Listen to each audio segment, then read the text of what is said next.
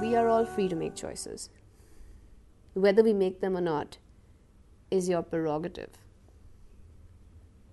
And you have to face the consequences no matter what choice you make. So may as well make the right one for yourself. It also depends on a lot of factors. You know, it's so dependent on a lot of factors. And there have been moments when I want to go to my parents for advice, you know, because they're your wise people. They are to me.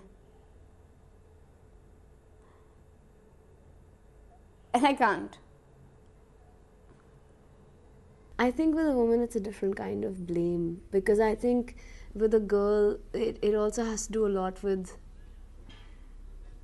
honor, you know. And we are living in a society that where your family's honor lies in the woman's vagina. It's a society like that. So it's not just you, it's your whole khandan ka naam which is at stake. And I couldn't talk about it to anyone much. It was something that, you know, I didn't think would be accepted. No, I just didn't think, but I was very sure it would not be accepted. I mean, you'd better be careful if you're going out on a date that no one sees you, because uncle and auntie would, you know, talk amongst other uncles and aunties, and your khandan would be tainted. It's not a personal experience, but that's what it is. That's what it is. At the same time, this acceptance by me that it's not acceptable. I've accepted it. And so I think in women it's not so much, and it's a little scary that it's not something that they are intuitively or individually or you know, careful about because of their own personal health issues, but they are very aware of it because of the issue of honor.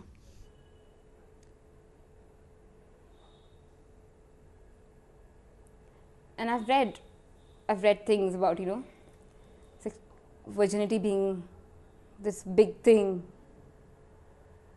and the economics of it, you know, of how, you know, if you read it in books, in sociology books, how you control it, and, you know, it's very directly linked to the inheritance of your property as a male, you know. You want to know who your inheritor would be, and therefore you control the sexuality of a woman.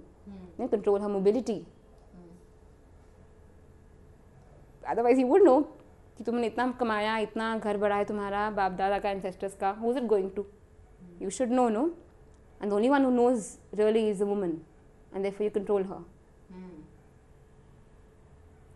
And that's how you read. But of course, it doesn't, you know, apply to you with you reading it. You're free. You're mobile.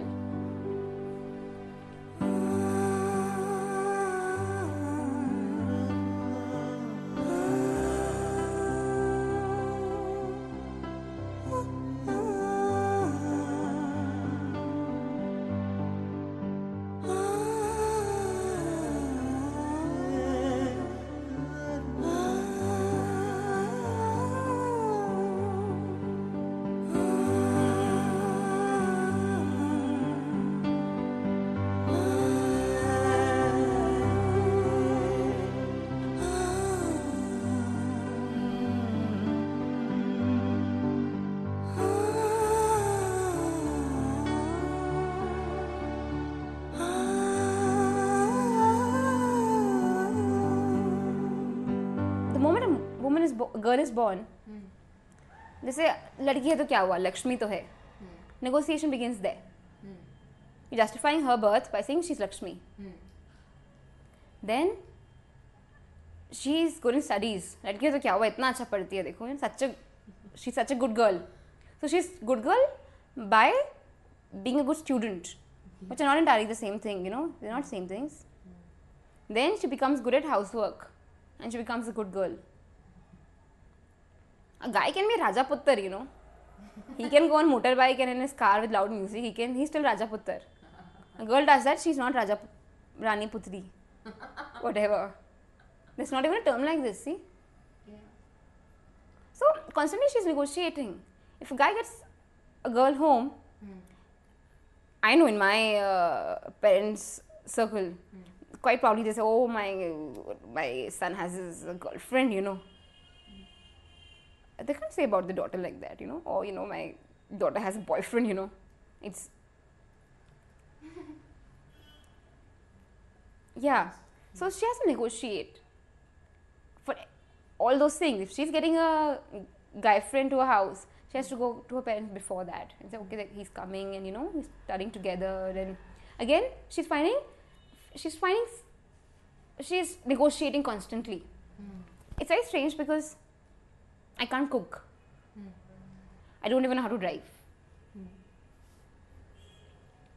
And that's another thing that you should know as a middle class woman these days, you know, to be smart. I fight with my parents, argue with them, argue with my dad about his understanding of developmental economics, his political support. Those are spaces I can negotiate. You see? As a girl, you also learn that what is negotiable, what is not. And I just question myself that do I even need to look at those? Or do those even require negotiation? Am I just creating this whole thing of freedom that I already have?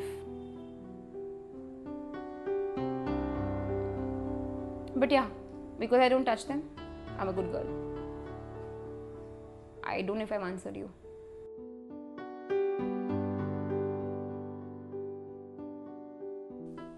Maybe it is a thing we invented.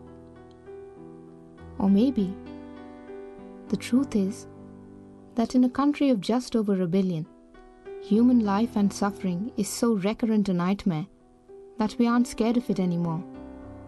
So, we prioritize, make a mental list, organize everyone's suffering into neat folders, and put our own, perhaps not so scary ghosts, away in the closet to brood just a little while longer.